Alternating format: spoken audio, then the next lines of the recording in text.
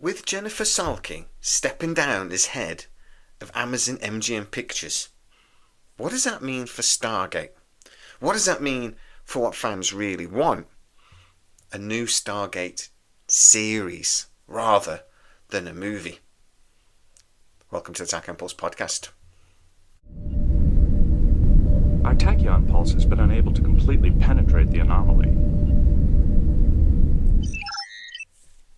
I have been obsessed with the return of Stargate for 4 years. 4 long roller coaster years. And you guys will know, if you have been following me along this journey, just as desperate as me for Stargate to return, that there has been an argument brewing at Amazon MGM. On one side, you've got MGM executives, people like Steve Wright, who's actually head of MGM Plus, and even people like Vernon Sanders, who's actually head of Amazon MGM Pictures Television, who wanted to do a Stargate TV series, and for that TV series to be a continuation. MGM have always wanted to bring Stargate back, and even before Amazon were on the scene, they tried to get it and had Brad Wright on board writing scripts before COVID. But on the other side of the argument, and basically this was MGM versus Amazon in lots of ways, was the argument for a movie. Now, I've always told you guys that the main driving force behind this movie idea was Jennifer Salke, who has just stepped down and is no longer in charge of the studio. Why did she always want a movie? Well, I'm basically told that she has been tasked, or was before she got fired, with producing up to 12 actual cinematic movies per year. And she always considered Stargate to be an ideal candidate for that. She actually said, look, out of all of the properties we have of MGM, we've obviously got Bond, we've obviously got a few other things, but Stargate is screaming out for a movie. Remembering as well, and Amazon only really look at things like this, numbers, Stargate is still the 8th highest grossing MGM movie of all time. It was one of the highest grossing movies of all time released towards the end of the year. I think it's the highest grossing movie released in October. I think that's right. You'll have to double check though. Get to Google. So, Jen Salke looked at that and went, Stargate, movie. As soon as we can, we're going to do that. Now, I know there's been then lots of delays.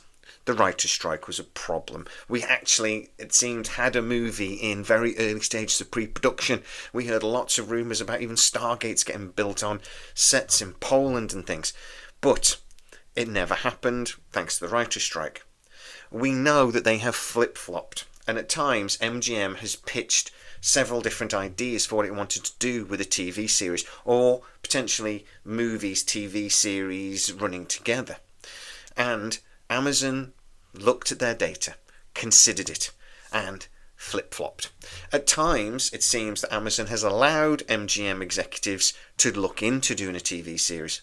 But when it came push to shove, they were not going to actually allow them to move forwards, because they always had the movie idea in the back of their heads. And as soon as they had the studio space, they were going to move ahead with that.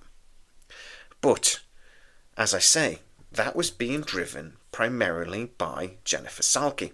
So who are the other people involved in this, and what do we know about their position? Mike Hopkins is now the CEO head of Amazon MGM Pictures. He is going to be taking on a lot of the responsibility Jennifer Salke had. He's now going to be the sole, basically, decision maker over there. And one of the things we know about Mike Hopkins is that he has been very, very frustrated about the lack of movement on using the MGM properties. He was very frustrated with Bond, and it seems that James Bond and the cock-up of Barbara Broccoli that cost Amazon £1 billion was the final straw for Jen Salke. But before that, we know for a fact from the people we speak to at MGM that he was frustrated with Jen Salke already, and that Stargate was part of that equation. It wasn't just about Bond, it was about using the MGM IP, the intellectual property that they spent $8.5 billion buying, and actually using it as a whole. They wanted things like a 2001 Space Odyssey miniseries or something like that It's not happened. The only thing we've really got in production at the moment is Spaceballs 2, the sequel. Almost everything else that MGM own has been in some kind of delayed kind of development. Legally Blonde was in production before the sale went through, and now it looks like we're getting a series, but even that's struggling. RoboCop is supposed to be getting a series, but we really haven't heard a great deal. They have really struggled under Jennifer Salke's leadership to get anything with MGM properties up and running. Stargate is included in that, and you have to remember, not only is Stargate the 8th highest grossing MGM movie of all time, at the time when SG-1 and Atlantis and SGU was on, it was the 2nd highest grossing property they owned. It was the most valuable thing MGM owned other than James Bond. Now, Amazon look at that. They know they've got the sleeping giant of sci-fi. They know their competitors all have big sci-fi projects in their stable. Paramount has Star Trek. Disney has Star Wars. Amazon wanted Stargate. They wanted a show to compete with those franchises. So all of a sudden, we're in this position. We have Mike Hopkins as the boss, taking a more hands-on role. We know that he has pushed for Stargate in the past. We have Courtney Valentini, head of movies, who, I understand, was never that keen on a Stargate movie, and may have dragged her heels a little bit once or twice when she was actually ordered by Jennifer Salke to push forwards with the idea. And then we've got Vernon Sanders with Mike Wright on the TV side. And they have always seemingly been of the opinion that Stargate TV series was the way to go. So all of a sudden, with Jennifer Salke out of the way, the roadblock might be out of the way.